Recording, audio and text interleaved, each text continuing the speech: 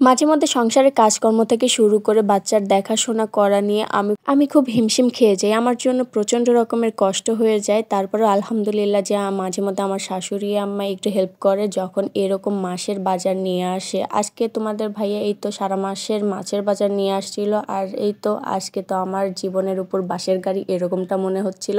আর দেখো এই মাছগুলো কি মাছ জানি না, এটা প্রথমবারের মতো আমাদের বাসায় নিয়ে আসছে। এই তো এখানে আছে ইলিশ মাছ, তারপরে তোমার বড় বড় সাইজের 2টা সিলভার কাপ আর সাথে পাবদা মাছও ছিল অনেকগুলো। আমাদের পরিবারের সবাই আবার পাবদা মাছটা অনেক পছন্দ করে। আর আমার সব থেকে বেশি পছন্দ হলো পাঙ্গাস মাছ, যার কারণে তোমাদের ভাই একটা বিশাল সাইজের পাঙ্গাস মাছও নিয়ে আসছে। এটা আমি বেশি পছন্দ করি আর আমার মেয়েও অনেক পছন্দ করে। সে তেলের মাছ হলে তার কথাই নাই। এই তো এখানে যতগুলো বাজার দেখতেছো মানে কাঁচা বাজার বাদে মাছগুলো যেতটুকু আছে এইটুকু মাছ দিয়ে আমার পুরো মাস চালাইতে হবে। মানে এটা আমার পুরো মাসের বাজার বলতে গেলে।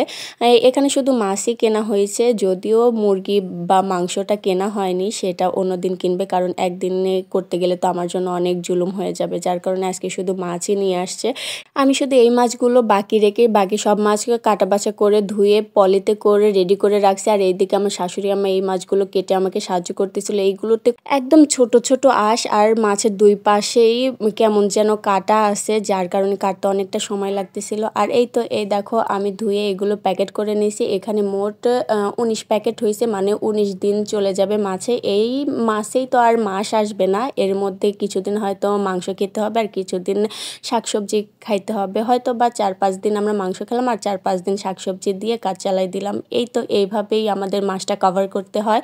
নইলে ভাই বাজারের জিনিসপত্র এত দাম, বেতন হাতে পাওয়ার পরে মাসের অর্ধেক সময়ও পার হয় না, হাতের টাকা সব ফুরে যায়, কারণ দ্রব্যমূল্যের এত বেশি দাম। আমাদের মধ্যবিত্তদের জন্য আসলে এরকম সময় সংসার চালানো অনেকটা কঠিন। আর বাজার সদাই কি বলবো রে ভাই, কাঁচা সবজি এগুলো তো মনে হয় স্বর্ণের দামের দাম। স্বর্ণ তো ভাই শখের জিনিস, শখের জিনিস না পড়লে তো আর মানুষের সমস্যা নাই, কিন্তু আমাদের সাধারণ জনগণের তো আবার খেয়ে পরে বাঁচতে হবে। দ্রব্যমূল্যের যেই হারে দাম বাড়তেছে, এখন যদি আয় রোজগার না বাড়ে তাইলে মানুষ কেমনে খেয়ে পরে বাঁচবে বলো তো। বিশেষ করে আমরা যারা ভাড়া বাসাতে থাকি তাদের নির্দিষ্ট একটা অ্যামাউন্ট প্রতি মাসে বাসা ভাড়ার উদ্দেশ্যে খরচ করতে হয়।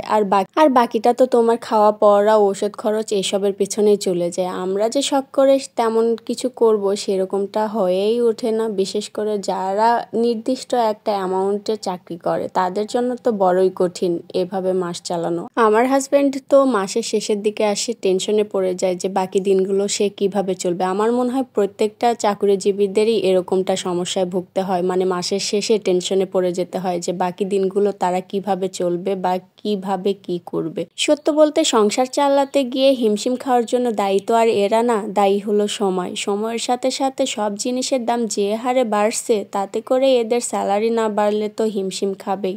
মানে মোট কথা সব চাকরিজীবীদের স্যালারি বাড়ানো উচিত।